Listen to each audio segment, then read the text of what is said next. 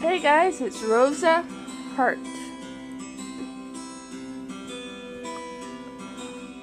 Sorry that this is coming out late. I kind of fell asleep when I got home from work. I kind of took a very long nap. It's like 7 p.m. now. So it's like about bedtime now. I fell asleep before past bedtime. But a cold voice cuts through the laughter and the unlike a hot blade through ice. Could you keep it down over there? Karma, what's wrong? I turned to see that Karma's eyes, normally so warm, are cold. His usual smile is gone, replaced with a deep scowl. Oh, we're sorry. He still glares at two of them. Oh, I can tell him about the necklace. Karma, I got a new piece on my necklace, and they're a good deed. Arm turns to gaze at me, but the frown does not disappear. That's nice, darling. His voice is calm but flattered and lacking any emotional. That feels lackluster and oddly disappointing. A good deed. Congratulations, princess. You're closer to breaking your curse. When did you get a good deed for? I'm not sure, actually. Maybe it was helping Ling confess. I hear you and Karma went out of your way to help make it happen. That happened yesterday, though. Maybe the magic was waiting to see if that became of Jack and I. Arm makes a dismissed hand gesture from his table and frowning. If you two insist of being so affectionate, you should get a room. What? What's wrong with you? Affection. Jill's smile had faded away into a dangerous scowl. When Jack looked confused, Jill looked newly insistent. A shadow is still there on her face. Does not look okay. I don't know what I'm supposed to do. Comfort him or scold him. Comfort him or scold him. I'm going to scold him. It doesn't matter if something bothers him.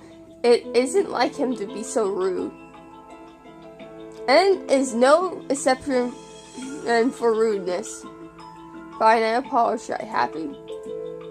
He looked at me for a few moments. His expression twisted into a different skull, but it doesn't seem to hold long. Moments later, his expression softened and he looks away, almost in shame. I'm sorry. The apology sounds real. But still, why does it feel like I'm so disappointed? Since distance from a few moments before Carmen appears standing up from his table. Excuse me. Carmen turns back and heads upstairs, leaving me with the two knights. I think he should be getting more sleep. I think he's grumpy. You have been sleeping a lot. I wonder what's wrong with him. You think we've been running him too thin because of practice? I don't think it's you two. I get the feeling that Carmen holds himself back from saying what he means sometimes. Sometimes he acts strange, distant, and referring he is getting more and more moody. Princess. I look over at Anne, who is smiling apologetically. Sorry to interrupt, but Mr. Roof is getting kind of restless. Time to sleep, I suppose. Well, maybe cleaning will help get my mind off of things. The rest of the day goes by slowly. I am stuck cleaning most of the day, and then several later. At one point, I speak with DeLorean about the knights that had attempted to kidnap me, and she tells that she and Perfil are meeting later to discuss their suspicions. I still do not understand what their sports are when Sir Athlon could not possibly know who I am. My hands are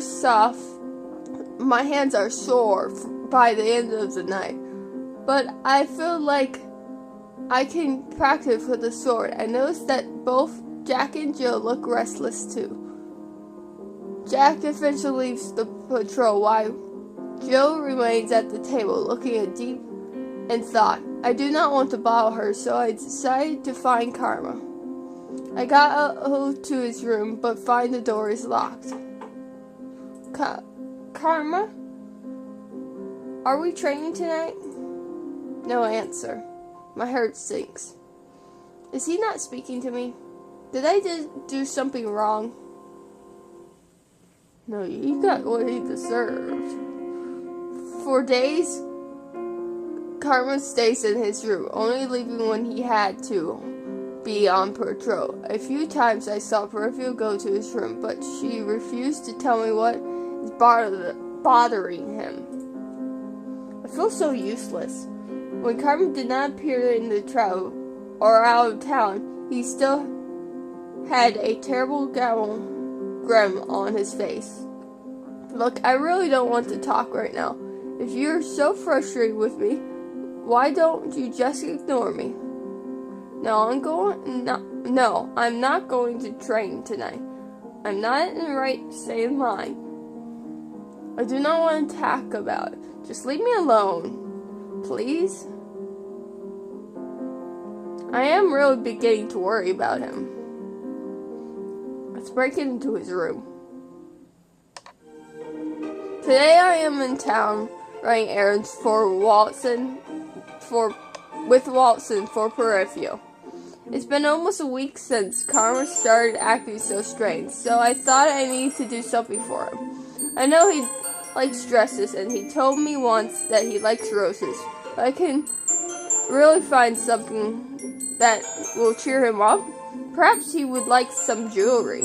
Watson, do you remember where the jewelry store are for Karma likes it? I don't go there very often, so unfortunately no. Princess, is this a good deed? What you doing right now? Did you think it would be a good deed? Good deed needs to be selfless, right? Generally, yes. I doubt this would count as selfish. I am doing this to cheer up Karma. That sounds pretty selfish, but it's almost so that he goes back to teaching me how to fight instead of sticking to his room. I heard that Karma has been teaching you how to use a sword. Why do you want to learn how to fight? Because I want to be able to protect myself. And it's not like I can use magic. At least sword fight gives me advantage. I'm sorry, Princess. I wish I could teach you magic, but it doesn't seem to work when you're under a curse. But on your 18th birthday, when you become the Terran Bear, you'll be able to use magic. I insist if you want me to help too. That would be nice. Even though it does not solve my current problem. What would cheer up Karma? One starts chuckling beside me, and I turn to look at him confused. Karma is important to you, isn't he? He's my partner and he helps me. He also been partners with me and smiles even when I say something really absurd things to him. I'm glad, Princess, that he's your friend. My friend? My friend Karma does not feel like a friend. He feels like something else. Oh, Princess, is this one you were searching for? Karma points to some sorts, different kinds of drawers, and I instantly make my way towards it. There are all kinds of glimmering things displayed, and for a few moments I feel myself drawn to everything. Then I notice the price tags. I barely have enough left from when the king gave me that pouch. I can't afford any of this. Maybe we should do our errands first and then look for a gift. Maybe we'll find something as we're looking through the stores. But if Karma gifts today, I might not be able to give it to him tonight. Princess? Run the errand first. Walston has a good point. We might find something while we're doing errands, and then we can get them out of the way. Besides, it's not right for me to put Karma above everything else. We spend a few hours gathering our supplies needed for the travel, and only then do we start looking again for Karma's gift. Princess, I can hold more of those bags for you. It's fine, I'm used to carrying a lot of bags. Does Karma make you carry them around? Princess, you should really tell him off. He does a lot of other things for me, but next time I think I will. So long as he gets out of his room sometime soon. I really hope he does. Hey, Princess, but the problem is finding something that he likes. What does Karma like? Princess? Huh? There's no reason for you to shout. He shakes his head but smiles. Let me offer you a deal. A deal? If you help me set up one of my puppet shows, I'll pay you. You earn money from your puppet shows? I get tips, so what do you say? It won't go easy on you, though. Yes, I'll help. Why do you seem so surprised? I was just thinking that everyone's right. You really changed, Princess. Maybe having Karma as a partner was a good idea. Being partners with Karma has changed me for the better, but I doubt I've done the same for him. I'm sure Karma would be very happy that you were buying him a gift. Buying gifts for Myers is the same thing as you getting him something. He receives a gift from Myers. For a few moments, I think about the woman who changed us in town a few weeks ago, and I feel a little unpleased stabbed in my heart. Small things. A man will treat him to a dessert every so often. I saw a lot of it when he does errands together. I always make sure Karma accepts those gifts without killing the man. Killing the man. It's dramatic, but it sounds like Karma. He punched Rumple when he asked him to marry him. Joke or not, Karma wears his gen to be confident, but when he gets angry, people fall for it. He is still very much a child. You know how he is. He doesn't like being flirted with. Walston, do you know anything else about Karma's curse?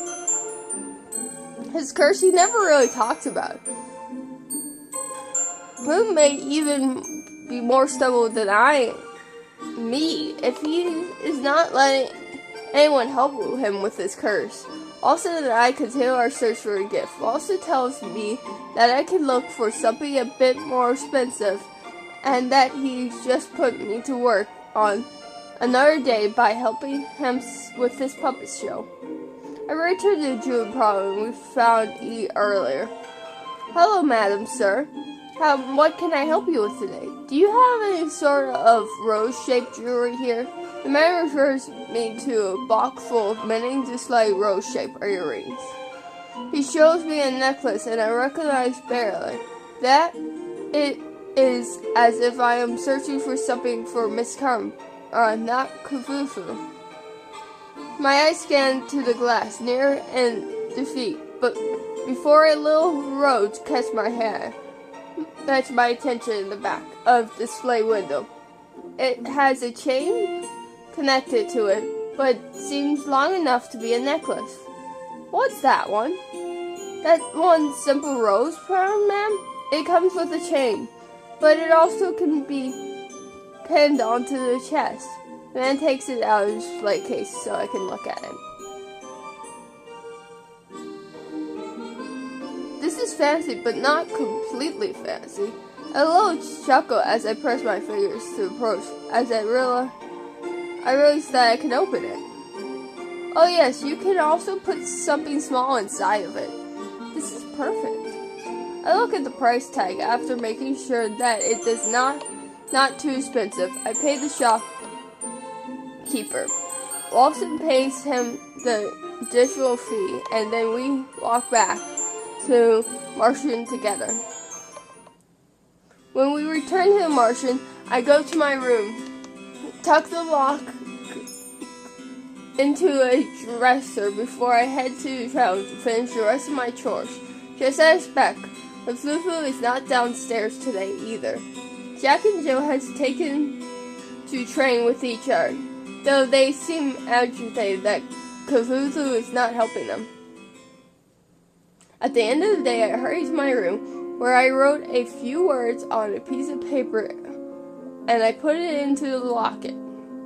A normal rose would have withered, so I offered this one instead. It's a heartfelt thank you. I hold the locker tight in my hands and start walking to Kafuzu's room.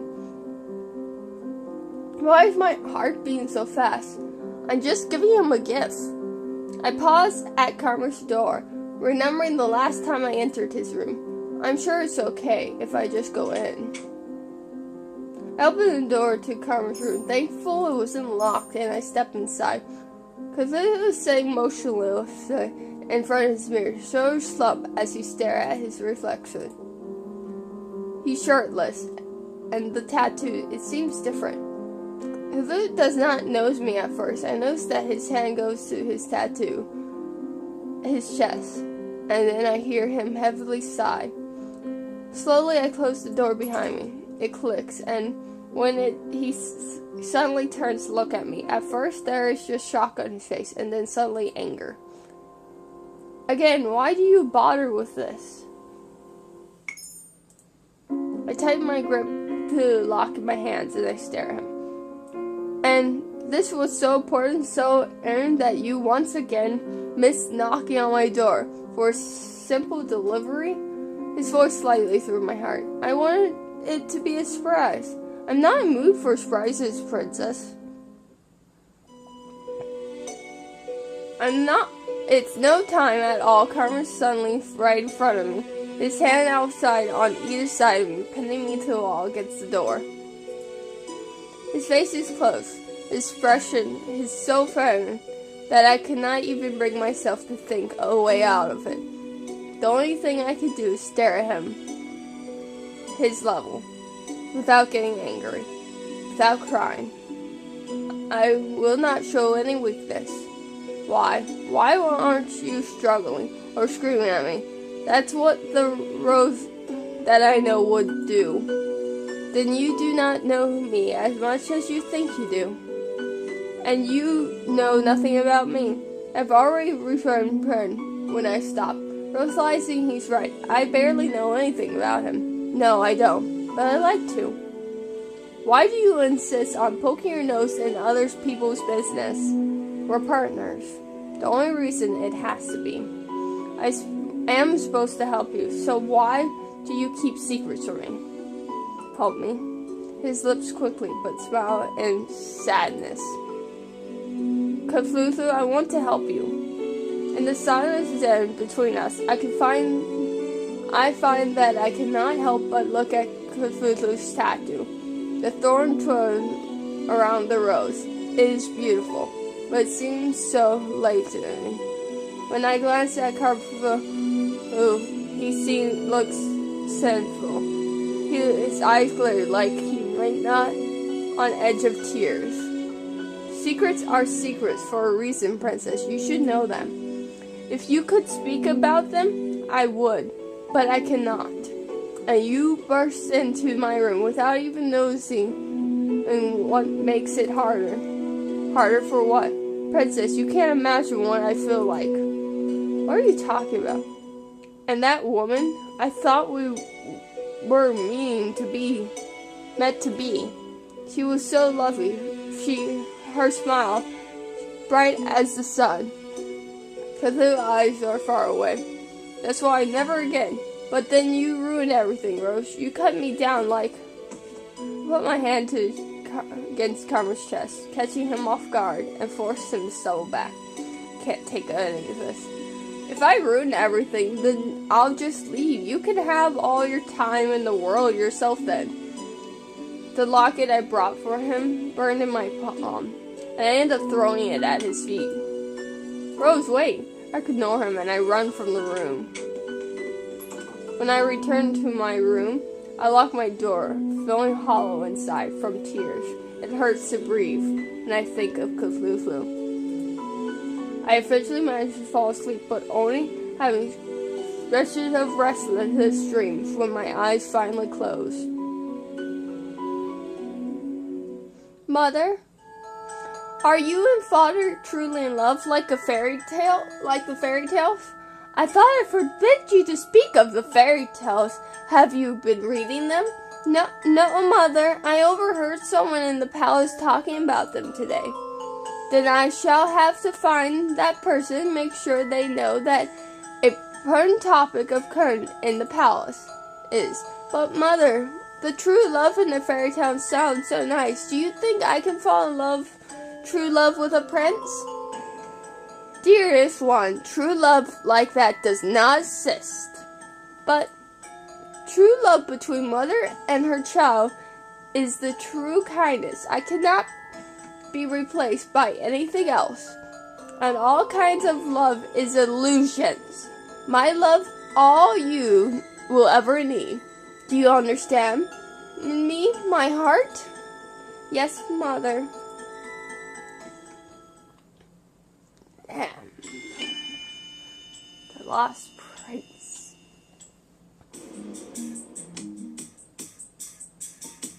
Keep your straight.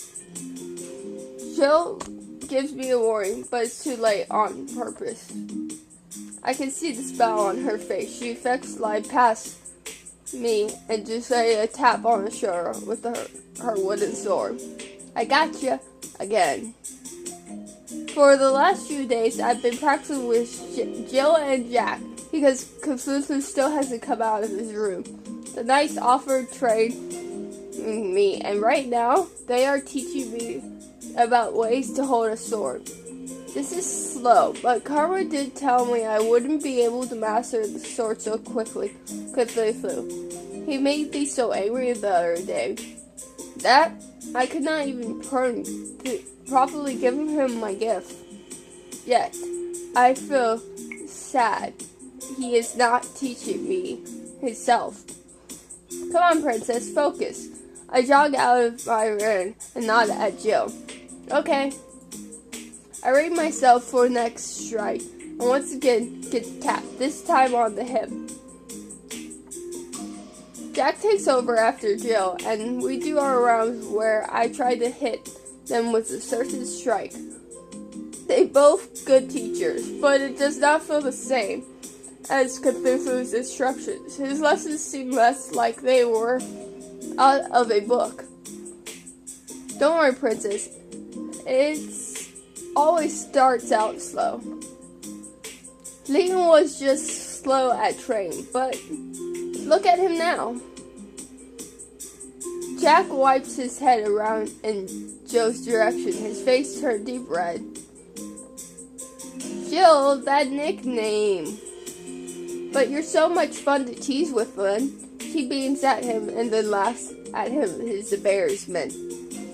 Our practice goes on a few more minutes before the knights tell us to wrap things up.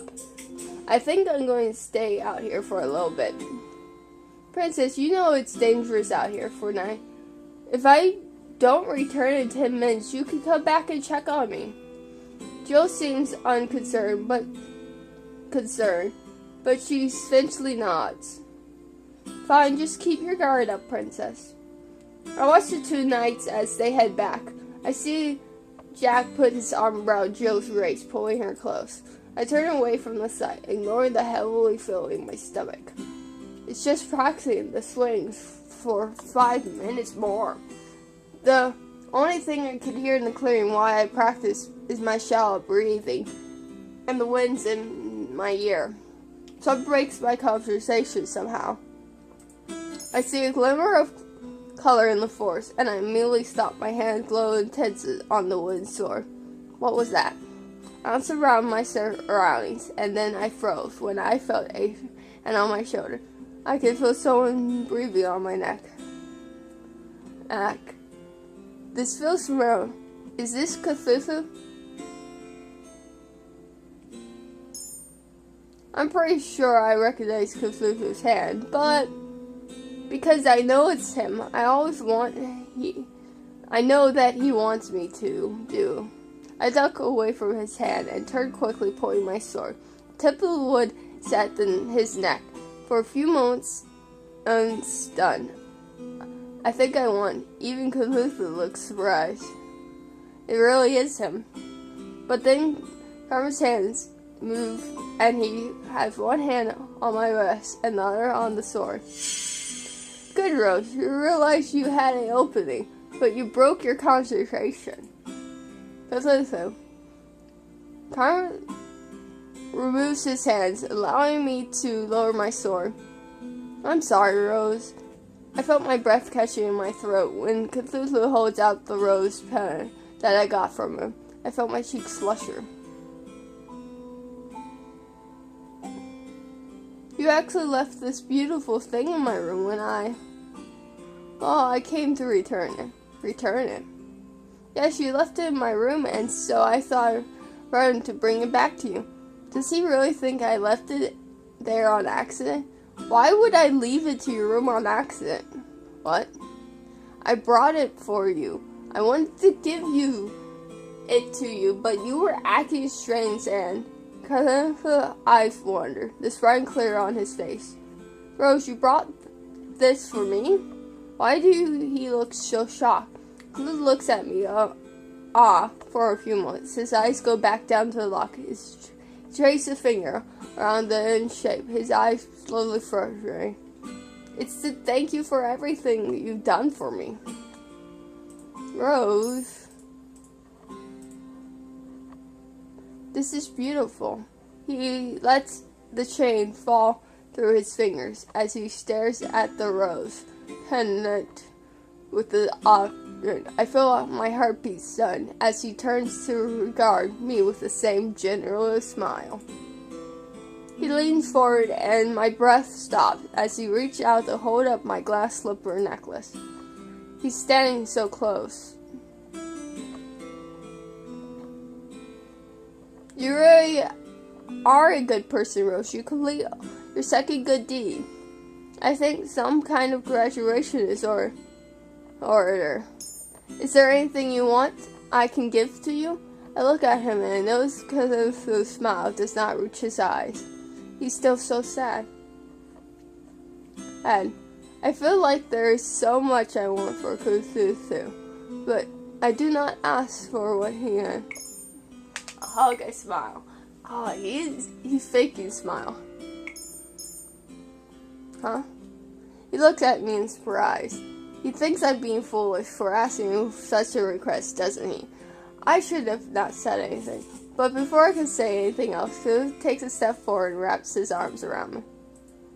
He pulls me towards him, and in those moments of silence, all I could hear is heartbeat returning in his chest. I could feel his warmth all around me, and his fingers clasp, grabbing gently on my back. I feel so strange. My heart is racing. My nails feel weak. Something like this. He speaks right in my ears. It was a surprise, pleasant feeling. Silent Cthulhu makes an allegiance of direction as he steps away from me. All the warmth that was pressing against me 1 moment ago is gone. What? I saw that. What was that flash? Arms suddenly stop, his eyes widen. He puts his hand on his chest and steps away from me. His fingers cling to the fabric of his shirt. was in pain. Expression on his face only made it more agitating. Not now. Lulu, are you okay? What's wrong? Rose, don't worry about it. He lowers his hand with the pain smile slowly fading from his face. This does like to reason me. Was it my fault you were locked in your room for so long? He looks like so pained to be anywhere near me. No, mostly definitely not. I was feeling under the weather. And also better. Better? Why would he feel better? But it's not for you worry about, darling. For now, we should head back. It's late and you need your rest. I got back from patrol, so I would like to rest as well. Is there something else I could do for you? No, sweet Rose, you've already done enough for me. He clenched the rose locket to his chest and sighs out a little generous smile. The smile feels real to me. This is a beautiful gift. I will treasure it always. Thank you, Rose. You're welcome. Now, shall we head back? We shall. I nod as we silently walk back to the Martian. When we make it back to the town, I feel tired, but also lighter than I have in weeks. Aaron wished me a good night. We were slowly walking off to his room, holding the rose locket I gave to him tightly. Today I'm walking around town to do some errands with Cthulhu. It has been quite a while since we have done this, and we are going to leave it here. Peace, guys.